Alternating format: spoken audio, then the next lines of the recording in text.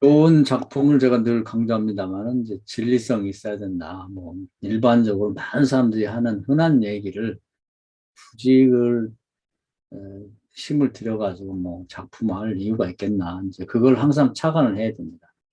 그 새로운 발견이 없으면 그건 이제 좋은 작품이라고 하기 어렵다는 거죠. 유일무이한 그런 것이 좋은 작품이죠. 두 번째는 보편성이 있어야 된다. 나도 그렇다. 읽는 사람이 다 공감을 가질 수 있는. 그리고 이제 세 번째는 이제 전체성인데 그 작품에서 하고자 하는 얘기가 작품 처음부터 끝까지 골고루 잘 이제 퍼져 있어서 형상화가 잘 됐을 때 나쁜 작품은 좀 엉뚱한 얘기 하다가 중간에 자기 주제를 딱 얘기를 해버려요. 그러면 그것만 읽으면 돼. 아, 이 얘기구나. 이렇게 될 수가 있거든요.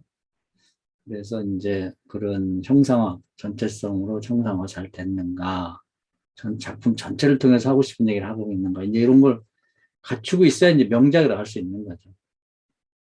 그러니까 뭐 박경리 씨는 토지로 유명하니까 중편이나 또 다른 장편이나 단편을 쓴지를 잘 모르는데, 보면 뭐, 이 사람, 아직 나는 토지도 읽어보진 않았어요. 왜냐면 워낙 방대한 데다가 비싸.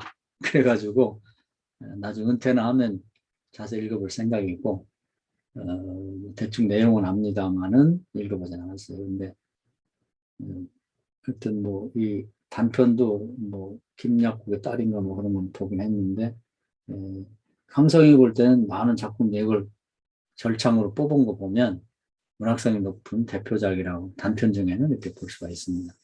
저는 어떻게 읽었냐면, 제가 하는 얘기 정답은 아닙니다만은, 6.25 전쟁이 발발했을 때 이제 얘기가 그 배경이 되겠죠. 그런데 그 남편이 여기 이제 그 진영이라고 하는 여자가 주인공인데 그 남편이 이름은 나오질 않아요. 근데 하여튼 전쟁을 직접 참여한 건지 전쟁터만 그 전쟁 상황을 봤는지는 모르는데 어디 갔다 와서 전쟁에 대한 얘기가 굉장히 많을 텐데 가장 인상 깊게 본 게 뭐냐면 적인데 인민군 소년이 걔가 뭘 알아서 왔겠어요. 그냥 철없는 어떤 집안의 귀한 아들이지. 그 엄마가 보고 싶고 목마르면 먹고 싶고 배고프면 먹고 싶고 목마르면 마시고 싶은 그런 애기지 애기 뭐 그런 아이가 총에 맞아서 상처를 입고 죽어가는데 가로수에 기대해 있는 거죠. 그러니까 그걸 바라보니까 엄마가 보고 싶어요. 그게 참 가슴이 아프더라고 나는 보면서 나도 자식을 둔 입장에서 엄마가 보면 기가 막히죠. 내 귀한 아들이 저렇게 본인 의지와 관계없이 전쟁 때 끌려가서 이렇게 죽어가고 목말라요 물 좀 한 모금 주세요. 근데 그 단순한 거예요. 그냥 한 인간으로서 전쟁과 관계없이 누가 이제 그 옆에 밭에 수박밭이 있었는데 그 수박 하나 따가고 쪼개서 먹으라니까 다 먹지 못하고 몇 목 먹다가 그냥 숨을 거두고 죽죠. 근데 그게 이 진영이라고 하는 주인공 남편의 가장 인상 깊었던 하여튼 이렇게 마음에 와서 충격을 줬던 장면인 거죠. 그리고 와서 이제 자기 부인에 그런 얘기를 해요. 근데 얼마 있다가 자기 남편도 이제 뭐 계속 뭐 폭탄이 떨어지고 그러다 하여튼 폭사 갑자기 그냥 죽어버린 거죠. 남편이 죽은 거. 그래서 이 여자에게는 그렇게 죽은 자기 남편 그것에 대한 기억이 이 전쟁 상황에서 가장 큰 충격이에요. 남편한테 들은 얘기 그리고 남편이 이렇게 죽어간 거. 그리고 이제 평화가 찾아왔습니다. 전쟁 끝나고. 근데 집에 와서 자기 아들이 얼마든지 치유받을 수 있는 상황인데 병원의 잘못, 의사의 잘못에 의해서 자기 아들도 죽었죠. 그러니까 전쟁이 났든 전쟁이 끝났든 관계없이 죽음이 이제 이 여자의 가장 충격적인 사건으로 와 있는 거예요. 그런데 이제 이 대목에서 우리가 생각할 건 뭐냐면 왜 남편은 그것도 우리는 그런 전쟁의 참화 속에서도 그 전쟁을 딛고 일어난 사람을 보지 못하고 그걸 보려고 안 하고 그런 전쟁에서 가장 비참하게 죽어가는 사람들만 보냐 이거죠. 살아있는 생명도 귀하잖아. 자기 죽은 남편도 있지만 친구 남편은 정말 그 더 비참한 상황에서 살아서 돌아와서 가족을 돌보고 있는 그런 친구 남편도 있을 수 있잖아요. 왜 그걸 안 보냐는 거지. 죽음과 생명 중에 생명이 더 중요한 건데. 그래서 전쟁터에 갔다 온 남편 중에도 뭐 다리가 하나 없어진 사람도 있을 수 있고, 또 양다리를 자른 사람도 있고, 팔이 없어지거나 눈이 멀은 사람도 있지만, 그럼에도 불구하고 살아온 사람이 있잖아.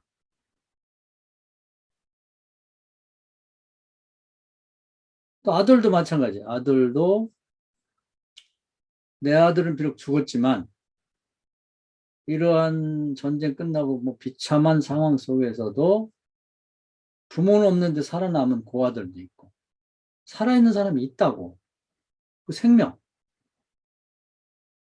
그런데 이 주인공은 죽은 사람만 생각하는 거예요. 죽은 사람만 머릿속에 남아있는 거예요. 죽음에 오염이 되어 있는 거예요. 온통. 그래서 절에 가는 것도, 교회를 가는 것도 죽은 아들, 죽은 자를 위해서 가는 거예요. 살아있는, 엄마는 살아있잖아. 자기도 살아있잖아. 자기 주변에 이런 어려움 속에도 살아남은 고아도 있고, 또 어린 아이인데도 부모가 없어갖고, 장애를 갖거나 이렇게 아픈 아이도 있고, 전쟁에 참여했던 그런 병사들, 살아남은 사람들, 거기서 나라를 지키기 위해서 희생당하고 상위군도 있고 다 있을 수 있단 말이죠. 심지어는 인민군 참여했다가 많이 죽었는데 남한에 이제 전향해갖고 지금 수용소에 있든지 활동하고 있는 정말 가난하고 비참한 그런 사람도 있을 수 있잖아. 살아있는 사람. 왜 그걸 안 보냐는 거지. 그 죽은 자하고 사는 거예요. 지금 이 주인공은.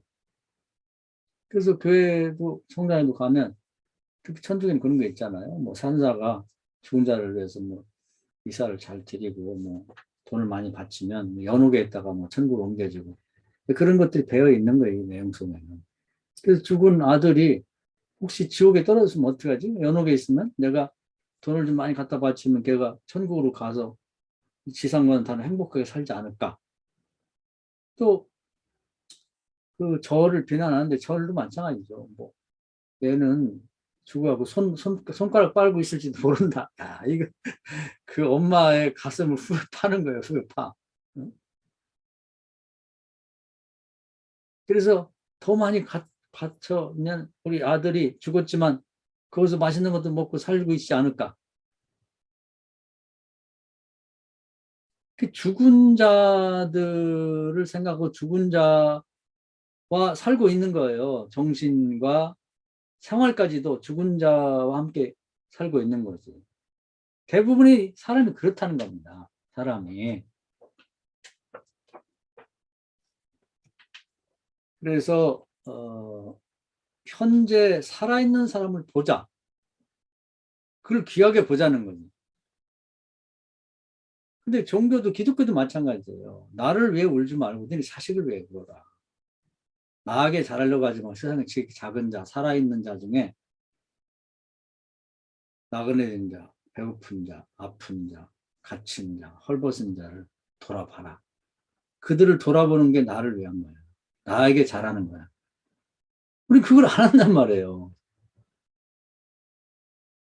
그래서 이제 이 여자가 깨달은 건 죽은 자, 자기 아들이 됐던 죽은 자들과 함께 사는 삶을 청산하고 지금 끊임없이 근데 이게 공격이 들어와요. 죽은 자들의 세계가. 그건 사단의 역사 같아.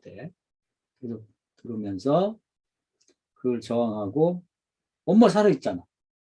자기도 살아있잖아. 그리고 아까 얘기했듯이 인민군 중에도 그런 포화 속에 살아남아서 전향해서 지금 정말 비참하게 살아가고 있는데 그 도움의 손길이 필요하거든. 살아있는 자. 그게 아름답잖아. 죽은 자도 뭐 아름답다고 볼 수가 있죠. 뭐 어떤 대의를 내 죽었다면. 또 남편과 같은 또래 전쟁에 참여했다가 살아온 사람 있잖아. 뭐 상위 부인들도 있고. 돌볼 자가 많아요. 내 도움이 살아있는 자가 필요한 사람들이 주변에 있다고. 아들 또래도 내 아들은 죽었지만 살아있는 애가 있잖아. 그 아들도 있고. 또는 뭐 장애가 있어갖고 뭐 전쟁통에 다친 아이들도 있고. 살아있는 그런 자를 왜 생각지 않냐는 거지. 그리고 아들도 죽고 손자도 죽고 그럼에도 불구하고 살아있는 어머니가 있잖아. 살아있는 분. 왜 그분을 돌보지 않는다는 거야. 왜 돌보지 않나. 차라리 나 죽었으면 좋겠다. 그렇게 해서는 안 된다는 거예요. 그래서 제목이 나는 불신의 시대라고 하는 것이 좀 너무 식상한 제목이고, 이 박경리 씨는 이제 작품을 써놓고 이제 그쪽의 관점에서 본 것 같은데, 나는 그 제목보다는 다른 제목을 붙였으면 더 좋지 않을까. 그런 생각이 들었습니다. 그래서 보편성으로 보면 우리도 그런 경우가 참 많아요. 그래서 나는 이 고난 주간에도 슬퍼하지 않습니다. 교인들 슬퍼하지 마, 울지 마라 그래요. 그리고 금식하지 마라 그래요. 이제 어느 기도하다가 깨달았어요. 그전에는 뭐 일주일간 금식도 하고, 뭐 진짜 슬퍼도 눈물 흘릴 때도 있지만, 십자가에 매달린 건 천주교식인데, 그 고통당한 주님을 뭐 머릿속으로 상상하면서 눈물을 흘리기도 하고, 감사도 하고, 어떤 때는 그냥 슬프지 않은지도 슬픈 척도 하고, 뭐, 재도 뭐 이마다 발라주기도 하고, 뭐, 그러고 했는데, 주께서 지금 직관적으로 살아 계셔가지고 하늘에 왕으로 계시는데 내가 왜 그걸 슬퍼할 필요가 있는가? 응? 할렐루야 하고 주님과 함께 축하할 일이지. 이제 그런 생각을 갖고 있는데 이것도 연관이 되는 것이죠. 우리는 한번 오늘 작품을 생각하면서 나는 에, 어떠한 마음을 갖고 지금 살고 있는가? 그래서 성경을 보면서 이미 죽은 모세나 뭐 엘리야나 뭐 이런 사람이 아니라 지금 우리 옆에 살아있는 사람들을 바라보라는 거죠. 지금 있는. 늙은 어머니, 아버지를 좀 보고 매일 그 옛날 성경에 나오는 이미 죽은 지 오래된 사람들만 얘기할 게 아니라 그리고 예화를 들든지 뭐 하더라도 지금 살아있는 사람들 중에서 실제 일하고 있는 사람들에 대한 얘기를 발굴하고 책을 해서 소개도 하고 이번에 나 재밌는 그 얘기를 하나 들었어요. 저기 카자흐스탄의 김성선 교사 우리가 돕기도 하고 그랬던 이번에도 우리 스토리아인 선교에서 조금 뭐 후원금도 주기도 하고 했는데 그 양반이 은혜로운 얘기를 하더라고. 뭐냐면 어, 그 태권도장을 하고 낡았대요. 그래갖고 이제 증축도 하고 뭐 보수도 해야 되고 근데 이번에 IMF 때문에 아무것도 못하고 너무 어려웠다고 하더라고. 굶어 죽을 뻔했대. 그래서 하나님 살려달라고 그 얘기를 무지하게 했대. 방법이 없으니까 후원금도 다 떨어지고. 그런데 어느 날 그 교인이 찾아왔더래요. 응? 근데 이 교인이 최근에 무슨 일이 있었냐면 지금은 이제 비트코인 하면 안 됩니다. 오늘도 보니까 어, 뭐 600억짜리가 뭐 10억 달러인가 뭐 떨어졌다고 그래요. 난리 났더라고. 그러니까 비트코인 하면 안 되는데 한때 비트코인이 막 유행할 때 그 교인이 어려웠대. 교인이 삶이 어려웠는데 누구 젊은 러시아에서 아는 사람이 와가지고 비트코인 해야 된다. 그래가지고 뭐 우리로 말하면 300달러인가를 막 거의 강제로 하다시피 산화라고 그냥 없는 셈 치고 산화대요. 그래갖고 이제 그 컴퓨터들 이렇게 작업을 해하고 이제 왔는데 뭐 비트코인도 뭔지도 모르고 그냥 나갔다 싶어서 그냥 놔뒀다네. 근데 이게 뛰고 그래갖고 100억이 됐대. 100억. 응? 그래서 엄청난 부자가 된 거야. 근데 이제 교회를 뭐 들고 좀 다니고 그러다가 이 사람이 이제 교회도 안 나오고 뭐 11조 생활도 안 하고 뭐 그냥 했는데 이게 이제 팔아야지 하다가 이제 그게 팔으려고 하는데 비밀번호가 생각 안 나더라는 비밀번호가. 그럼 아무도 못 푼대 그걸. 이 사람이 갑자기 그냥 부자가 됐는데 그냥 이것이 그냥 다 날아가게 생긴 거야. 그래가지고 이제 막 마음이 불타는 듯 해가지고 계속 회개를 했다네. 하나님, 내가 그동안 신앙생활 잘못해서 정말 죄송합니다. 11조도 안 하고 또 이 돈을 많이 벌었는데 남을 도와주지도 않고 이렇게 못되게 살아서 내가 기회가 왔는데 정말 이게 다 날아가게 됐는데 한 번만 살려주세요. 내가 정말 잘할게요. 그렇게 기도를 했대요. 매일매일. 놀라운 일이 벌어져. 진짜 그런 마음을 먹었더니 오늘 밤을 자는데 대문짝만하게 꿈에서 딱 그 번호가 떠오르더라는 거예요. 보이더라는 거예요. 그 빨리 일어나고 쳐보니까 들어갔다는 거야. 그게. 그래서 100억 이상을 벌었대요. 이 사람이 뭐 가슴이 뛰어가지고 김성 성사를 찾아온 거야. 그래가지고 이러더래요. 목사님 정말 하고 싶은 거 있으면 내가 하나 들어줄 테니까 뭐든지 말씀하세요. 그래서 이제 갑자기 이 사람이 이런 얘기를 하니까 왜 그러냐니까 그동안 목사님 기도해 주셔서 내가 이렇게 부자도 됐는데 내가 신앙생활 너무 잘못한 것 같아요. 하나님이 목사님 원하는 거 하나를 드려드려라. 그래서 제가 왔습니다. 그래서 이제 계획을 달라고 하더라고요. 그래서 내가 이 체육관을 보수하고 좀 증축해야 되겠다. 그랬더니 계획을 다 세워달라고 하더라고요. 보니까 2억 정도 들더라는 거예요. 거기서 2억은 엄청 큰 돈이거든요. 목사님 걱정하지 마세요. 계산서만 보내면 제가 다 드릴게요. 이렇게 된 거예요. 그 지금 2억을 들여서 하고 있다고 해요. 근데 뭐 그때부터 철저하게 신앙생활 하고 그러고 교회가 넉넉해졌더라고.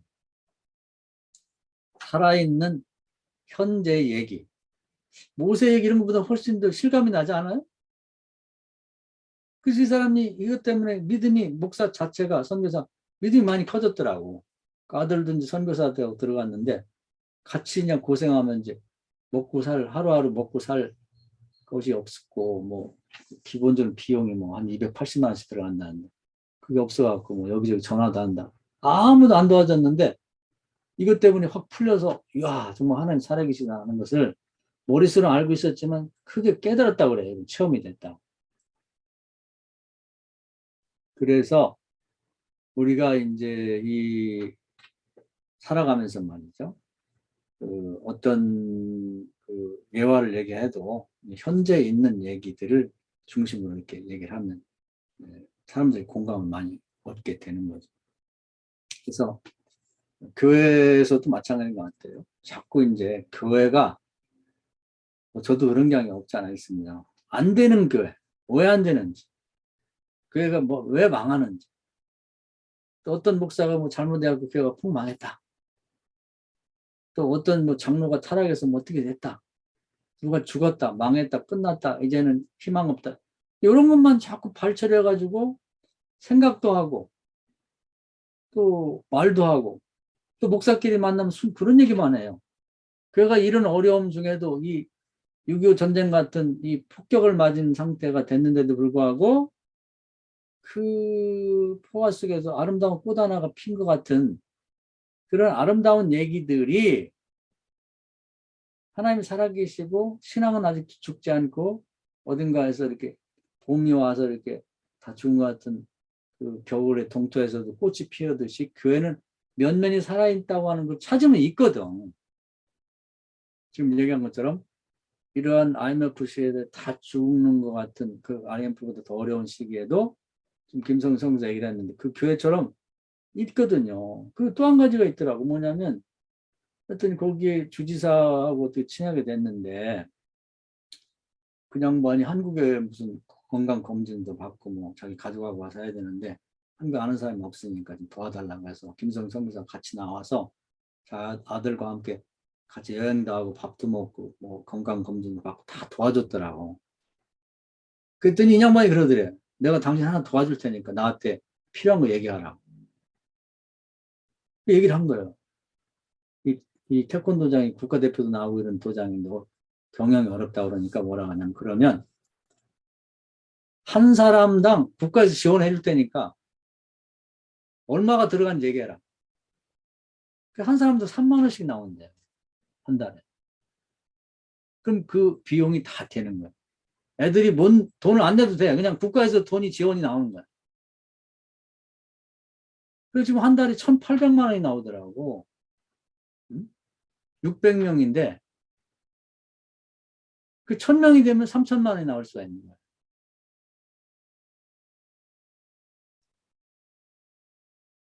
뭐 우리나라도 어렵고 거기 이슬람 나라권인데 안 된다고 생각하면 안 될 수도 있는데 되잖아. 있잖아요.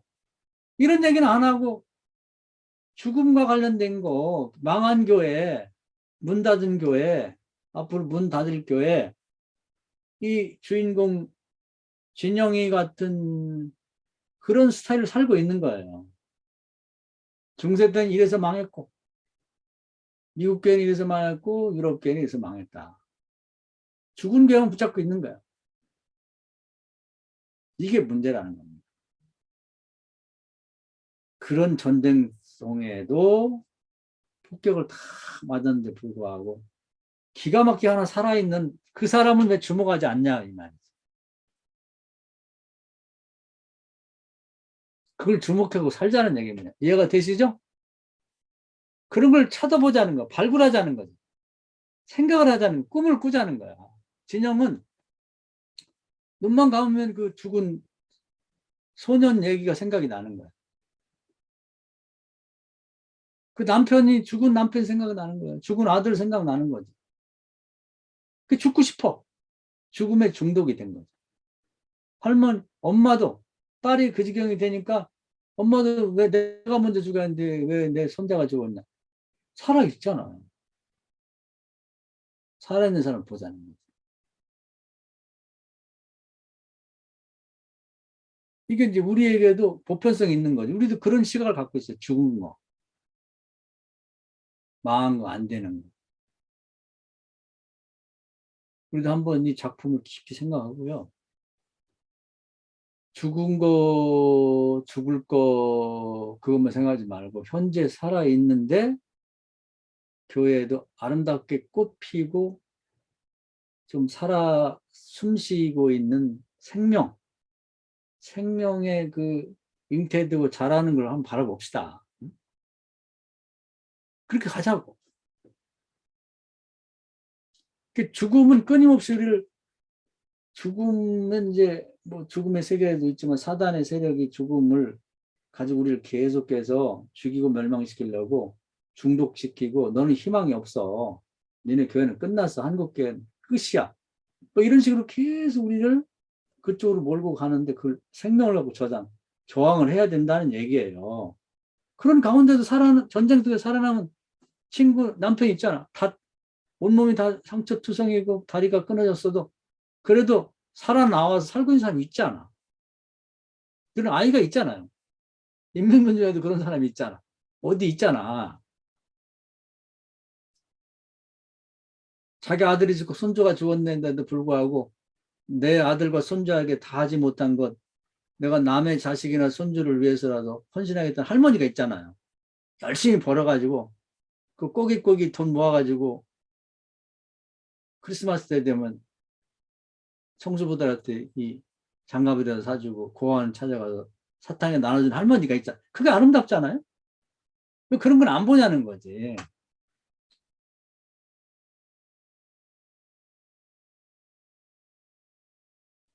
그래서 우리는 죽은 자를 위한 그리스도가 아니고 산자를 위한 그리스도고, 우리 교회도 산자를 위한 그리스도의 몸이고 지체라고 하는 것입니다. 오늘부터 이 작품을 한번 깊이 생각하시고, 이 살아있는 말로 다룰 수 없는 감격과 이 힘, 에너지, 살아있다는 게 생명력이 엄청난 거예요. 우리가 좀 놀라운 건 이제 설악산 같은 데 가보면 바위를 쪼개고 그 열악한 환경 속에서도 정말 그 소나무가 아름드리 소나무가 돼가지고 붉게 이렇게 자라서 막 싱싱하게 크는 거 보면 생명이 무지하게 강한 거예요. 바위보다도 더 강하고.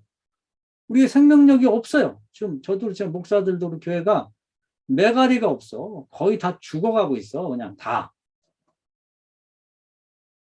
그러니까 지금부터는 우리에게 남아있는 생명을 갖고 하나님부터 이 생명의 실체이기도 한 성령을 받고 말이죠.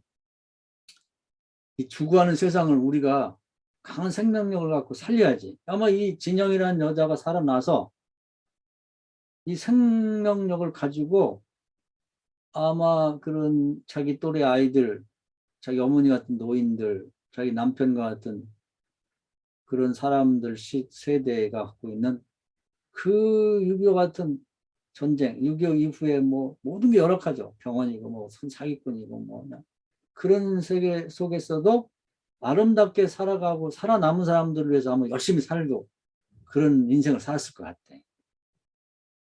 아름답잖아. 멋있잖아. 우리 교회가 이걸 해야 될 것 같아요. 이거. 교인이 하나밖에 없고 애들이 두세 명밖에 없더라도 얘들의 생명을 강력하게 그 그리스의 향기가 나는 사람으로 만들어야지. 살아있다는 걸 감사하면서. 그런 교회를 축복하지 않겠어요? 하나님이 쓰지 않겠습니까? 요즘 목사들 다 죽었어요. 그냥 살아있는데 껍데기인데 진영이하고 똑같아. 진영 씨야. 뭐 아무개 집사도 떠나고 뭐 할머니도 세상 떠났고 뭐 장로도 뭐 타락해서 교회 안 다니고 술 먹고 다니고 맨 안 되는 사람, 틀린 사람, 죽은 사람들만 있고 목사들끼리 뭐 만나서도 맨 그런 얘기만 해. 죽은 얘기, 떠난 얘기, 망한 얘기, 교회 안 나오는 얘기. 오늘부터 바꾸자고요. 한번 바꿔보자고. 응? 여기 살아있는 사람 얘기 나와요? 다 사기꾼 못된 것들만 나와. 근데 그것만 있겠냐고. 우리가 눈이 그렇게 박혔어. 귀가 그쪽에만 이 귀가 집중이 돼 있다고. 오늘부터는 우리가 바꿉시다. 바꿔. 이런 열악한 상황 속에도 지금 김성은 선교 얘기를 했지만 여러분 들으니까 좀 낫잖아? 속이 좀 뭔가 풀리지 않아요? 아, 이런 일도 있구나. 이런 일도. 우리 교회들이, 우리 가정이, 우리 자신이 그런 걸 생산하는, 그걸 전달도 하지만 우리 자신도 그런 걸 한번 경험해보고 다른 사람들에게, 죽어가는 사람들에게 이렇게 희망을 주는, 살고 싶게 만드는 교회가 되고 좀 목사가 되고 해보자는 얘기예요. 이 작품이 그걸 얘기하는 거예요.